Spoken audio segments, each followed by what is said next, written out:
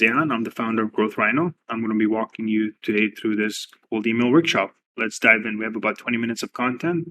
Hopefully you enjoy it. Let's get some introductions out of the way. Growth Rhino is a fully remote growth marketing agency. We've been helping SaaS companies from all around the world drive revenue predominantly using cold email, and we've been doing it since February 2019. We work with some pretty cool clients from all around the world. Some of them are venture funded, some of them are bootstrapped, working out of some great accelerators like Y Combinator and Techstars across different industries, but again, predominantly in SaaS. The team is me with a bunch of other really cool individuals, certified in across the board in conversion optimization, growth marketing, and really understand the world of cold email. So how often are we doing these workshops? We're trying to do these workshops at least once a month on demand, trying to provide some great content up front. Plus, we're releasing some blog content fairly regularly. Again, the idea is just to educate and get you more familiar with the cold email outreach space from an agency's perspective like ours. Agenda for this workshop, we really want to talk about cold email, when you should not cold email, some basic strategy, some execution, going on to like a very significant technical rundown, and let's talk a little bit about optimization efforts. Again, a lot to go through. Don't worry, you'll get the slides after as well, so if you need to make reference to any of it. Okay, let's start off on like why you should cold email. Essentially, why anybody would want to cold email is to start a conversation with your prospects. That should always be the goal you have in mind. How you do it, there's multiple different ways. But also another way of looking is like, what are you looking to validate? Your assumptions around, especially if you're an earlier stage company. Are you trying to validate your messaging, the ICP, your value prop, your idea in general? So those are all some things for you to consider. But also just generally, like cold email is like a great channel because it's, the usual suspects. It's low cost, it's very scalable, it's pretty fast. You're able to generate leads. It's a great channel for you to educate your prospects, and I'll talk about that in a couple of slides. Mainly, it's very less intrusive than some of the other channels as well. So something to consider. When you should not cold email, and I get asked this quite a lot, and I tell people really this all the time. It's like, look, if your problem is super ambiguous and very unclear and you need to spend hours explaining it, probably cold email is not the channel for you. If your point of sale is really low, like I'm talking a few $100s, cold email is not the channel for you because, again, you're looking to start a conversation. You're not looking for someone to convert and spend money straight away on something, right? When you're trying to email consumers, that's also a no-go. You can't just scrape a bunch of email lists and be like, hey, go to my Shopify web store. That's not allowed for various reasons. Finally, if you don't have any legitimate offering or reason, that would not recommend this channel for you. Just moving on to the strategy. So like we get asked this a lot, and like when we talk to some of our clients, the very first question we ask them is like, look, what are you trying to achieve with this channel? And what are you trying to communicate to your prospects, right? And those are two very hard questions to answer, but something for you to really consider. And the way I'd like to think about this is referring to this funnel. Some of you may know what this is. This is Schwartz's 5 stages of awareness. And there's a lot of good literature out there. Highly recommend you read about it, but essentially talks about how prospect is going through this buyer journey of being unaware of their problem to being all the way to most aware. And as they go through this, they're getting a little bit more education, they're getting more familiar with the different problems and solutions out there until they're aware of your product, and then they're able to convert eventually. So 98% of your prospects, I can tell you off the bat, are in this bucket right here.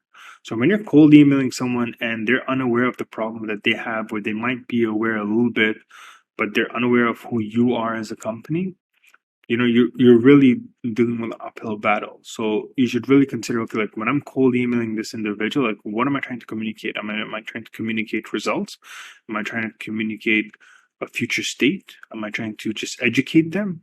Like where in this funnel does that individual fit, and what type of messaging do you want to do? So something to really consider that. And generally, if they're in these two stages, education is the best form. So you want to send things like case studies, white papers, ebooks, anything that's value to help them understand that space or help you flex your subject matter expertise. Okay, so something again, I would highly recommend you folks read up more about this because this will really change the way you look at this channel or any other channel for that matter in marketing. The other thing you want to consider about is like who's your ideal customer persona, right? If you're doing any other channels, you probably already defined this, but you want to also look at that from a cold email perspective and like here's some of the things. It's not a definite list, but you should really consider like, okay, fine. What problems are you solving for this individual? Where are you finding them? What's the average deal size or LTV for this individual? Like how often will they be with you until they churn? What do they really care about? Do they even care about your offering? You really want to be as detailed as possible because this will help you build out your list. The usual suspects as well as like what's the company headcount, annual revenue, industry, all of that stuff. Be very, very detailed. Next, and I talked a little bit about this earlier, is like, what is the CTA for your email? Like, really think about this before you even start to put this together. It's like, am I looking to invite somebody onto my webinar? Am I asked or to attend or speak? Do I want them to speak on my podcast? Am I looking to push them to a landing page, sign for a trial, or do I want them to read a case study before I go into booking a meeting? When I go to book a meeting, like the assumption there is like I have my messaging really down and I know that this prospect is in the right stage.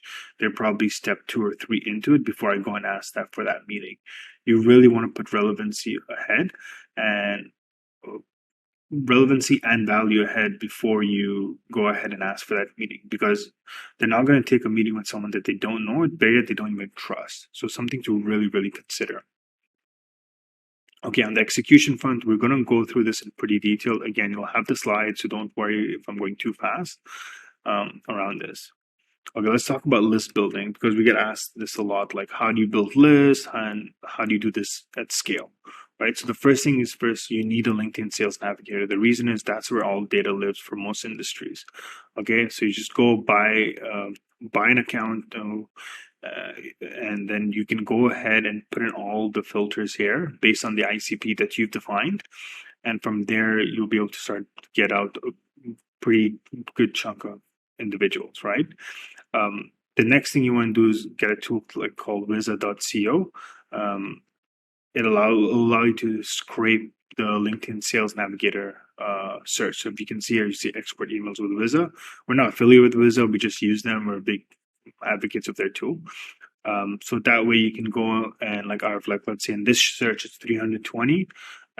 You'll be able to get at least 40 to 50% of these people's emails, their professional emails, which you can then utilize in your campaigns.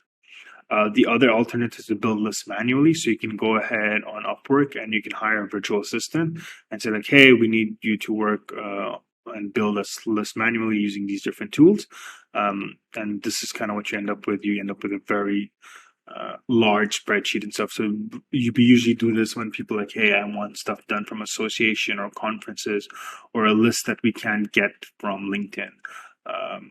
Like publicly traded companies is another example. So this is very cost effective and very much doable. You can get a VA for like $5 an hour, or you can just get them a fixed price and like let them do it. And their turnaround times are pretty fast. Last but not least, after you get all this data, you want to clean it using a tool called Neverbounce. It will get rid of all the invalid emails, all the emails that will most probably bounce, and just make your life a lot easier. So get rid of all the records that you just don't need. Again, fairly cost-effective tool. You can get things up and running pretty fast. Just some best practices before we move on is that consider geography, consider seniority level, make sure you QA the data, even if you can get the VA to do it or yourself, like remove things like LLC, Inc., anything that is obvious. Look at the headcount of the companies, look at the industries, and again, make sure you clean your list. Let's talk a little bit about copywriting. Generally, what we do is 3 principles. We talk about it as like an action email with a follow-up email with the last point of contact. What that means is an action email is like we put the value up front and seeing how the prospect would react. We'll follow up with a follow-up email.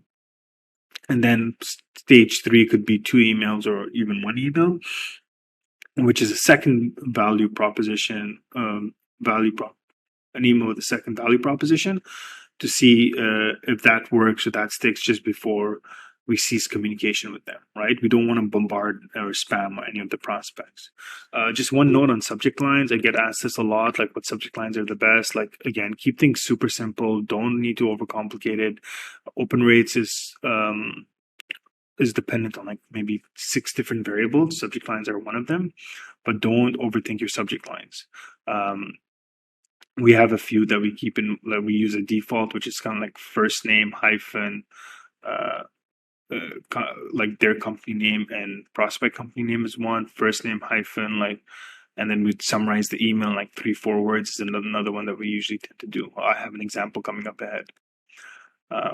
Just some important things for copywriting is that, like, look, you want to keep things short and sweet, ideally less than 100 words. It provokes curiosity. This is probably the most important. It needs to be relevant. So thinking again about who your ICP is and where they fit into the stage of awareness. And you do want to personalize items. There's a big debate here of like how much you should personalize. I always think relevancy trumps personalization. I'll probably have to make a whole other video of, personalization at scale versus relevancy. But what I mean by that is that make sure that the right variables are there for first name, company name, and any other ones that you're using in your email copy. Here's an example of Growth University. They're one of our clients, so we're cold emailing different growth marketers and asking them if they want to participate and join their university. So what we're doing here, the important thing to take away is that, you know, we open up with a question to provoke curiosity, and then you can see with the subject lines, we're keeping it extremely straightforward. You know, building your growth playbook, like, okay, fine. When I read this, I know what this email is all about. Going in with a synopsis on why the company was built, and then split testing what the appropriate CTA is. Is it better to audit them, or is it better to give them some resources? Remember what I said about split testing, and it's really important. I'll bring it up again shortly. What we do after is just a very basic follow-up. Let me do that again. And followed by, after that, we do a secondary value prop, saying, okay, fine. Like, we understand, we empathize, and we resonate as a problem as a growth marketer, as a founder, or somebody who wants to grow their company pretty fast. And then we play around with the different CTAs here. Like, do we want to do something for $1? Do we want to do something, offer the course for free, whichever, just playing around with different CTAs. And then again, just before we cease communications, we want to be like, hey, these are the most frequent questions. And then we change the CTA to say like, hey, like, do you want to jump onto some office hours?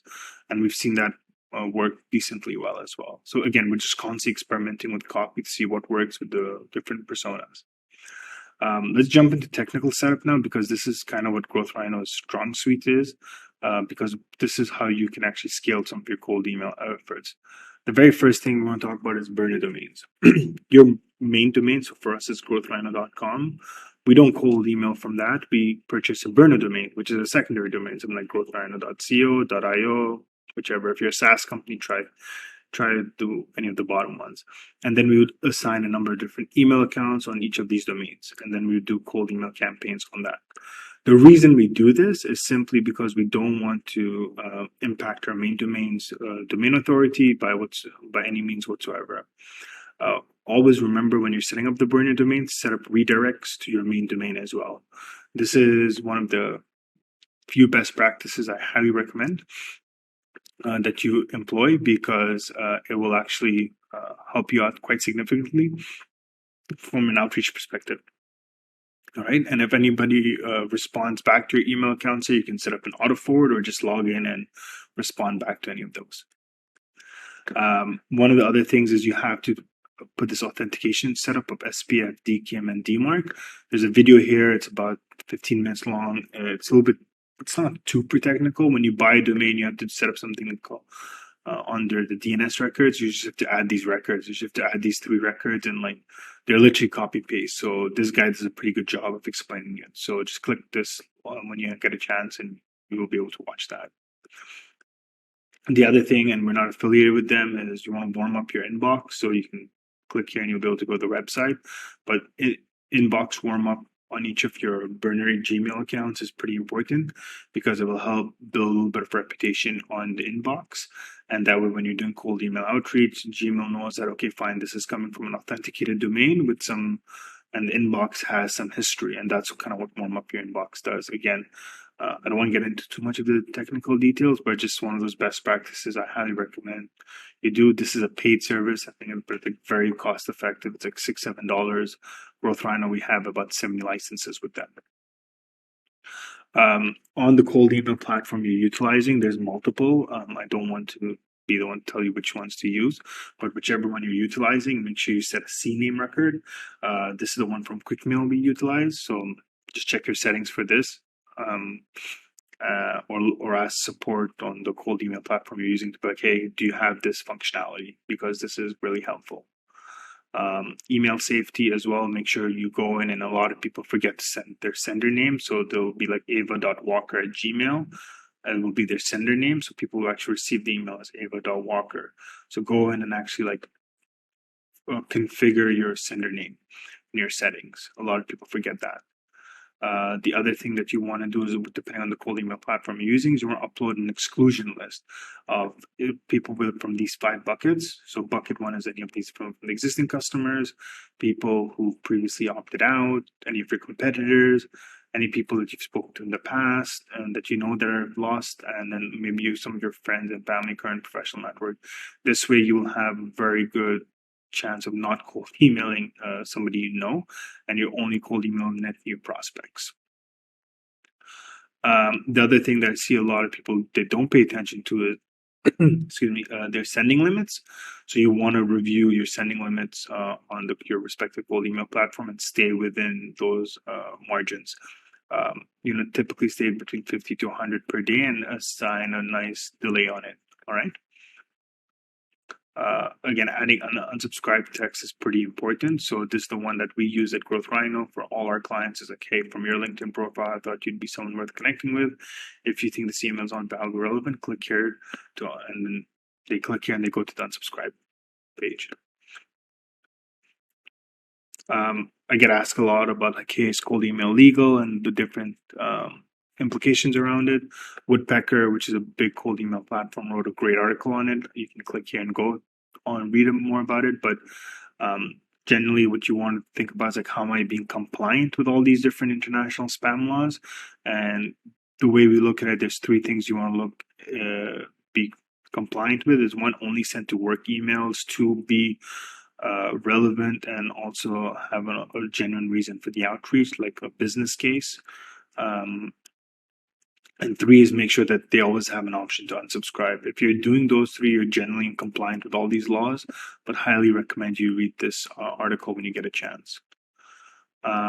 Just before you actually launch any of the campaigns, here's some other tidbits you want to be focusing on. Like, look at your deliverability, make sure everything is set up properly. Consider the maximum amount of emails you can send per day. Set an appropriate schedule as per the geography and time zone. Make sure you're tracking statistics. Be specific with your accounts, and also consider public holidays. Some of the other campaigns you can run is people who've opened your email but not replied from previous campaigns. You can recycle those contacts. You can retarget prospects, from other channels. If you have a bunch of old leads that are sitting there that you've collected from Google or Facebook ads, you can retarget and cold email them. Or you can follow up with 3-month people that you've spoken to 3 months ago, kind of like a good nurturing campaign. So there's multiple different cold email campaigns. It doesn't have to be to just net new prospects. So something to consider. Generally what to expect, again, there's a lot of different variables here, but like if you can aim for a 45% open rate, like our agency, we get anywhere between 40 to 80%, depending on what type of campaign we're running. Reply rate between 8%, again, we're between 10 to 15, and interested of at least 1, we're generally between 3 to 5. Okay, so those are some general stats for you to kind of ballpark yourself against. Let's talk about optimization and scale. Really, we want to make sure that you're capturing all your data points and constantly experimenting. Again, review your data, optimize it, and based on the data that you're receiving, you want to make appropriate decision. What I mean by data is like look at all the campaign data, look at your open clicks, unsubscribes, look at all the sorts of the engagements, or look at the responses. Are they positive? Are they negative? What's going on? Like go dive deep into it as much as possible. Look at the copies, really see the ICP. Is it the right thing? Do I need to change up my steps? Is it these are the most appropriate ones? Like really look in and figure out what's the best way of going about it. Finally, like as you're optimizing it, you always want to review your funnel and your overall conversion process. Like where does cold email fit in that? Again, analyze all your responses from a qualitative perspective. After that, you also then want to look at, again, compare the different rates, open rates, unsubscribes, interested, replies, see which campaigns are performing the best. And then finally, after you find that winning formula, go ahead and then you can scale out things pretty fast. Lastly, you want to take a table like this and just summarize all your data.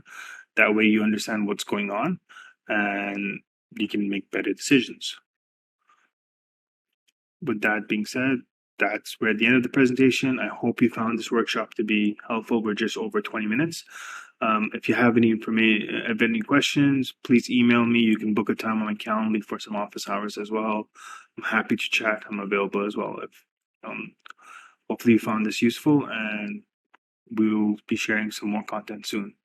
Take care and enjoy the rest of your day. Bye-bye.